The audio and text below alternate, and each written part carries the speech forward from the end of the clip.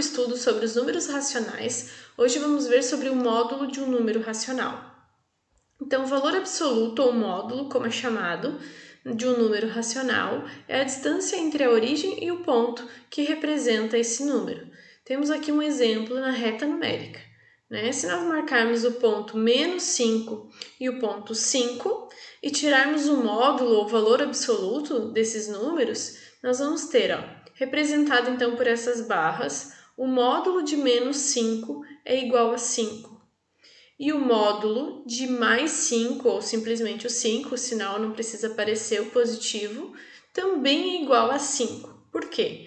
Porque a distância percorrida do ponto de origem do zero até o menos 5 é a mesma distância percorrida também do ponto zero, do ponto de origem, até o mais 5.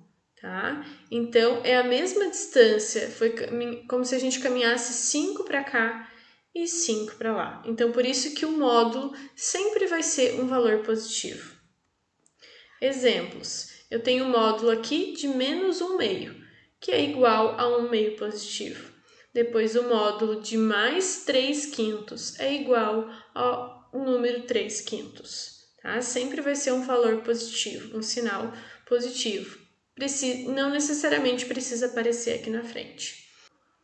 E os números que têm o mesmo módulo, porém sinais diferentes, são chamados de opostos ou simétricos, tá? Então, nós temos aqui dois exemplos. 1/2 e menos 1/2, né? Então, menos 1/2, ele é o oposto do 1/2, ou simétrico, né? Em função da reta numérica, que vai ter aquela mesma distância.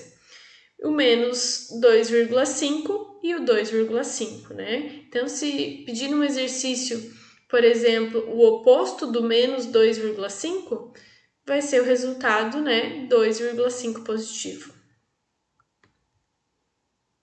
A comparação de números racionais agora.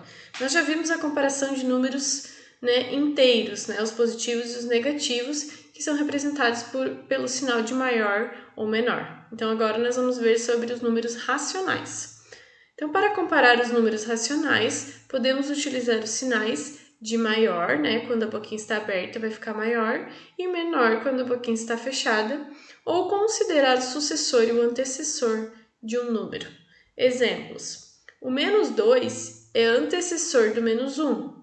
Então, se ele vem antes, ele vai ser menor, Então, fechadinho para o lado do menos 2.